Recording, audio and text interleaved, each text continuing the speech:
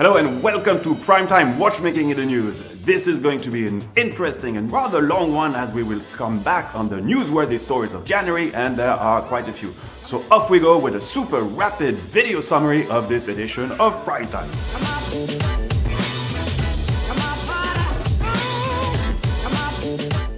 Some of you have already noticed, but I'm wearing quite a crazy watch today. Urwerk lent me their very last creation, the UR-T8, introduced very recently, and celebrating the 20th anniversary of this very original and unique brand.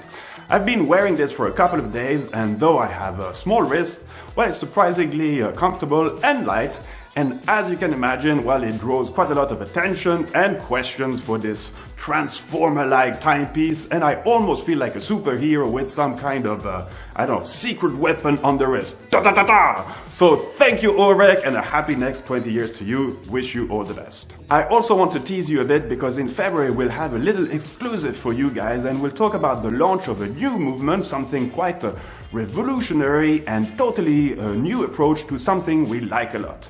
I'll let you see these next images by yourself, no commenting or details, and you can already ask yourself as to what it could be. So good luck and be creative.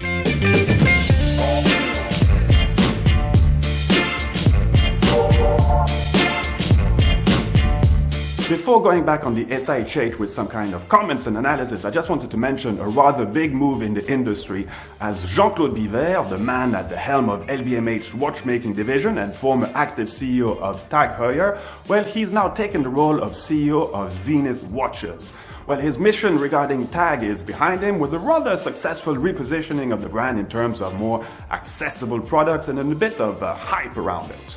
Zenith has been going in quite a few directions over the last 10-15 years, but it's fair to say that things seem to have settled a bit over the last few years, well, noticeably with clearer and more coherent collections and lines of timepieces. I insist on this because something that had shocked quite a few people in the watchmaking community was when one of the former CEO, and not the last one, just before this, well, when Zenith started using Sellita movements inside some of their watches, and for a brand that is first and foremost known as a manufacturer, meaning a watch movement manufacturer, well, this did not pass on so well, and I can really remember the number of disgruntled comments made when we aired this report about it.